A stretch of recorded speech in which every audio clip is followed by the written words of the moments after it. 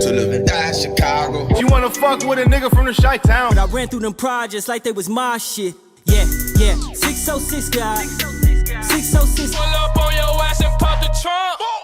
Melo pop up out that bitch with that pump. Back Woody gang. It's your boy Double O, and I'm back with another one.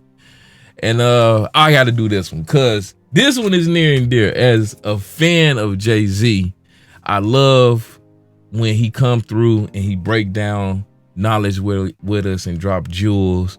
Even Dame Dash, you know what I'm saying? These is top elite artists and top elite individuals that, you know, got it out the mud and became successful in the world and the environment where the odds are stacked against you.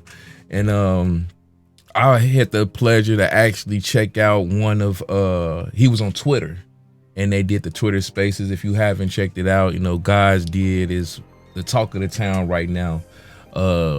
Shout out to Lil Wayne, Rick Ross, DJ Khaled for actually blessing us with it. You know, you let me know how you feel about DJ Khaled and his direction with the art, but no one can deny what he presented with these features, with the caliber of artists he put on this track, which is God Did.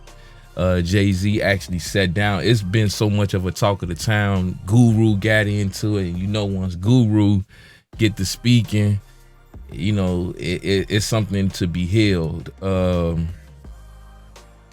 From what everyone is seeing, Jay-Z went into a Twitter space and he just sat down and just broke down his view and his opinion on his direction of where he came with the track. And that's what I got here. I'm gonna do a live reaction off of it, just off that audio. But you gotta understand what's going on here. I'm just gonna give a small synopsis before I leave out. We are talking about an individual that is well over, he's 52 years old. And he's rapping at this caliber. It says a lot. It says a lot about longevity, just being able to overcome every obstacle, from people saying that he was, you know, bigging up his Biggie and stealing his flow, his style, from the Nas situation, from the downfall of Rock Nation, you know what I'm saying? Rockefeller, I mean, not Rock Nation, the downfall of Rockefeller and the turmoil that happened between him and Dame, to even now having Rock Nation. So he breaks it down. I'm a fan. It goes without saying. And let's just hit the jewels that Jay-Z dropped. I'm happy for this one, man. I'm kind of geek. I ain't even gonna hold you. But let's get to it, man. And then after they couldn't get rid of us, they demonized us, and they start like driving tractors over our CDs and things like that. This is all history. So this for me feels like, you know, the end where the villain, you know, survives, doesn't go to jail, but gets to pop more shit. You know, so it's like it's that feeling. I don't know if we've ever felt, you know, or ever been vocalized in this way, and it be all true. You know, that the thing that makes me most proud of everything, every word I said in that thing is actual fact. Which is, you know, that for me is it's a challenging thing to do. Like, to rap that long in every single bar is just like actual fact. And as far as like hip hop, you know, the idea of, you know, rest in peace Tilo, like that's Tata's brother, Trance. Like, you know, and then like a lot of fallen soldiers. That's Biggie. That's Pop. Kicking snow off of Frozen Tim. That's people that go unnamed that you guys don't know about. You know, like, it's so much in my life in there. And then there's like the way I connect overseas. You know, Caddy. You know, Caddy's story. I guess he could tell it on his own. You know, like just that, how powerful the music is, the reach of the music, and you know, where we come. So yeah. You're 100% on point. Word. Do you ever get to a point, and obviously, right, this has been your story, but what makes now the right time to say, like, there's things, and even Guru said it, and him knowing you, there's things on this record that maybe he thought you'd never say, or that you haven't said before, or things that you revealed, and some of it is like a dog whistle. What makes now the right time, and do you self-censor, or sometimes do you come up with something and you be like, you know what, that's too much, let me save that for later? Yeah, because it's been 30 years. Yeah. No, I don't think I've, I don't know if I self-censor. I'm aware of the timing of things. I think that, again, some of these things are out of my control. It's just the way the world works and the universe works. Cali came at this specific time. There's sometimes I like a beat, or I like a song and the timing ain't right, or the timing is right and I don't like a song. It's so much that goes into like getting these things done these days. I have a lot of things on my plate, so sometimes it's just out of my control. It just was the right time, right place, right space in life, and it just happened. It's just this is just magic. It's really out of our control. Last question, and just because this is Khaled's moment, right? There's the God Diz moment. Obviously, you were such a major part of that, but so many artists were a part of that. A lyric like, when you start going into how many billionaires can come from Hove's crib, I count 3: me, Ye, and Ree, Bron, technically, right? It makes me think. It makes me go back to when you did the Drake verse and said, "I made more millionaires than the Lotto did." And that was a flex, and maybe that was about 10 years ago at this point. Like, can you talk about the evolution of not just getting it for yourself, but being able to get it for other people around you, and make other people, put other people in position, and really in the span of 10 years going from being able to say millions on a rap record to now saying billionaires?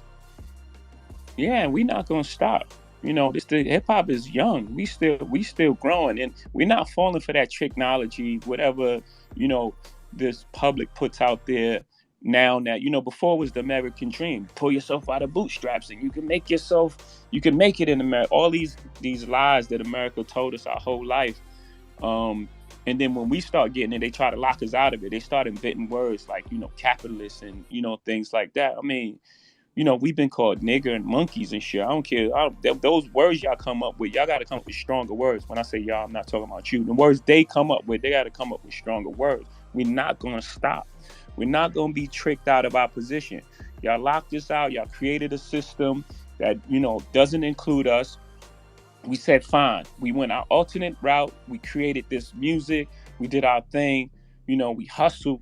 We fucking killed ourselves to get to this space. And now it's like, eat the rich and think, man, we're not stopping. So that evolution is, from us, we came from selling 7 records and selling records out our trunk, and, no radio play. And I think Reasonable Doubt did 36,000 the first week or something like that. I may be adding a little to it, so. I come from Marcy Projects. In my first house, 615 Lexington Avenue, my grandmother's house, 7 families lived. Like, she has 7 kids. My mother and, my parents and siblings lived in that house. My aunt Niecy lived in that house. Hootie lived in that house. Butchie lived in the basement. This is one house. I went back to that house. I did an interview with Oprah, and I couldn't believe how small this house was. That all of us lived in that house. So, again, that evolution that you speak of, it's just real, and it's happening in real time, and I'm talking about it. And, we're not going to stop, and we're not going to stop talking about it. You're not going to trick us out of it and make us feel ashamed to be successful in a place that, set up a system for us to be dead at 21. No, sir. No, that's not us. Jay, we gave him his flowers earlier, but I just wanted to acknowledge Ari in the room for that amazing piece that he did on your verse. Yeah, Ari, that was an amazing piece. I appreciate that. Again, in the verse I say, my only goal is to make a real feel seen, And when somebody break it down in that way, we all feel seen. And it wasn't me. I got calls from everybody like, man, we needed that right there, or that was amazing, or Ferg hit me up like, we needed that right there, like, so people to articulate and understand what we're going through, so that was amazing job. I'm honored to be listening to you. It's crazy. And I'll just say one thing, what we mentioned earlier, before you joined, Khaled and everybody. One person was asking about, well, do you write this in a day? And I was saying, I've been listening to you guys my whole life. Your work and the work of hip hop artists who've explained the real stories and history that wasn't always in the history books is why I did civil rights law, and then now I do journalism. And so you've been teaching people for so long, and as we explored there's people who don't listen, which is why you get that Mike Wallace moment. But when we, as a team, and I work with a team in my group at the MSNBC, when we write something like that and we go through the archives and we look through what you're doing, we're drawing on years of listening to you. It's like, it's an honor to be up here just listening to you tonight. But you laid it all out. You've laid it out before, where the hammer's rung, the news cameras never come. And the stories that are not only systematically ignored, they're lied on. And that ruins people's lives. And the last thing I'll say, and then I'll get back to y'all, the way you showed through your life and other people's lives, the arbitrary moving on either side of the law. The laws keep changing. The laws are enforced in racist ways. The way you show your life, you've been moving in and out of that way. I don't understand it all. I'm just learning. I'm listening. But the way you expose that, and I wonder for years whether people will study this verse and fully understand the poetry is as impressive as the life. It's an autobiography of a life story of achievement against the odds. It's extraordinary. Thank you for having me today. Good man. Appreciate that. Wow. I'm gonna always have smoke for them. Callie, where we at, Cal? How you feeling, Cal? This the most quiet Cal been since we started this thing. I think he's speechless. What's going on? Well, we'll wait for Callie to get back. I said, Rob, I said, when the God is on, you listen. Don't interrupt. You let everything come clear and clarity. You listen. When the God is on, you listen, Rob. And that's what I was doing. Yo, yes, sir. Man, I appreciate you, man. There's no words that, what I'm saying, all I'm gonna do is, every time I see you, when I'm not around you, you're my idol, you're my brother, you're my friend. And I appreciate you, what you did for us on this record and what you've been doing for us. And we all screaming Hove did, you know what I'm saying? Because Hove did for real. And it's just important people know that, man, because you fight for us all the time. And we love that and we appreciate you. And just keep inspiring us, you know what I'm saying? Yes, sir. Yes, sir. Oh man, and he's nice. Is there a favorite on this album, or some? Because there's so much. But when you first heard it, obviously God did stood out to you. Was there something else on the album that just kind of blew you away or made you feel so connected? Yeah, definitely. I felt like I don't know if Tyler told that story, but he played me the Drake No Secret. I was like, man, I gotta open it. That it just set the right tone and vibe. And then that Big Time joint, the pockets that Lil Baby was catching on that, like he called, like, I don't even know how many pockets, but he just kept switching. Obviously I messed with that Dirk record. 21 Savage is amazing. That Kiss record is so hard. Khaled had a whole vibe. He may want to revisit that later, remix. But the Kiss record. Sorry about that, but yeah, you're right. I gotta tell it, man. I gotta tell him because I had a whole vibe and I felt like what we did today. Put on the album, what we put out was so perfect, but it inspired other vibes too. You know what I'm saying? Yeah. Cal, was there any more to the Drake record, No Secret, just setting it up? Because I remember you played it, you didn't tell me what was playing, and the way it just led in was a perfect intro, but I wondered if there was more. Yeah, so Drake was at my crib and we was having dinner, and then I played him my album in my studio, and I played him God Did without no drums, with no raps, nothing on it. Just God Did the chords and Friday. That's it. And I told him like, this is probably gonna be my intro. And he's like, yo, you should put that on your album trailer. So when I announced God Did, I put the music in the album trailer, and it was just the music. It was just the chords and the God Did Friday singing it. And when I seen everybody that loved it, and it was so infectious, just like they loved the title, I already said in my head before I even put it on the trailer that I was gonna make it into a song. But I wanted to, be inspired and feel the feeling. So boom, he played me No Secret. And he's like, yo, I'm gonna finish this shit up. I was like, nah, I want it just like that. I want to fade this shit out. I want to fade it out. And if there's a longer version that comes later, let it come later. I just want that part and do a fade out. And then I started working on God Did. And then, you see what happened. God did. You know what I'm saying? Like, and it turned into something beautiful. So the way the album started is like been a dream of mine from the beginning of my career, meaning as in there's only certain albums that start like M, and then the Ye and the Dre, and then you go into Big Time, and then after Big Time you go into Dirt. There's only certain, for me as a fan of hip hop, there's only certain albums that start like that. You know what I'm saying? I felt like when I dropped that track list, it was like, oh no, this is God Did. Without even hearing it, when they seen the track list, I knew that the fans would see that and say, oh no, this God Did. And that's what's happening right now. Yeah, it's amazing, man. I'll be remiss. I want to ask you about one record that I think is special as well. He's no longer here with us. He's a young man, talented young man who I had the pleasure of documenting and interviewing and working with, Juice WRLD, who has since left us and rest in power. But there's a maybe a divine or a spiritual story of how that record just came together and ended up on this album, right? So I'm in the backyard of my crib. I'm by myself. I'm in the backyard, just chilling, and I get a text from Bibby. And Bibby said, I heard you working on your album, God Did. I said, yeah, and he sent an MP3 immediately. So I didn't get a chance to reply yet. So I listened to it on my phone, and I started looking around like, am I bugging? Am I tripping right now?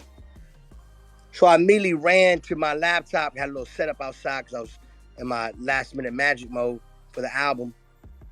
I hook up, I airdrop the song into my laptop to play in my speakers, and Juice WRLD made a song talking about DJ Khaled, another one, and We the Best.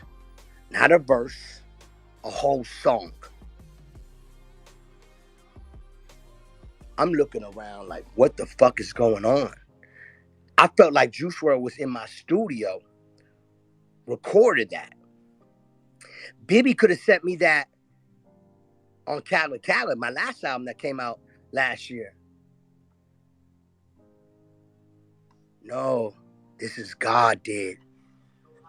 He sent it when I made God Did. Juice WRLD did. Like, I don't know what to tell you, bro. I can't make this shit up if I wanted to. Like, it really was special. Like, and to hear it, the young king, Juice WRLD, said, he made a whole song about DJ Khaled, another one, We the Best. That's like, come on, bro. That's like, it's fucking unbelievable. Like, so, shout out to Chicago, shout out to Bibby, shout out to Juice WRLD's family, shout out to Juice WRLD and Juice WRLD's fans. It was really special, man, and that's why I keep expressing to y'all, this is God Did. Not just God Did the album. No, this is God Did. Right. No, I absolutely, man. Rest in power to Juice WRLD. You talk the whole. You see what's going on now? You talking about Juice WRLD? Like, now like, what do you want me to do? Like, this shit don't happen. Like, yo, asking for a friend, Cal, and then we're gonna open it up. But be careful what you ask for your friends to do. They can set you up. Listen, They can set you up. but They can listen. They can set you up. You ain't hear Joel Santana? Loyalty is great, but stupidity is like, don't fall for the trap because I got the answer. Nah, check it. I got the fucking answer. I just want to know. I got the fucking answer. I Say just it. want to know. I want you to say it. Look, you starting off talking about I got a friend that want me to. That's that. I got a friend. Do you want to say it? Cause say it. Cause I'm ready. This God did. He ready for war. Yo, Mark, man, Rob Mark, man. This DJ Khaled. You know, I ain't one of these guys. I want Sam. Come on, this God did. Let's go. All I wanted to know was how does one go about clearing Eddie Murphy Party All the Time, man? Because that's such a classic record that you did. That's all I wanted. You was ready for the smoke. I just want to know Quavo take off.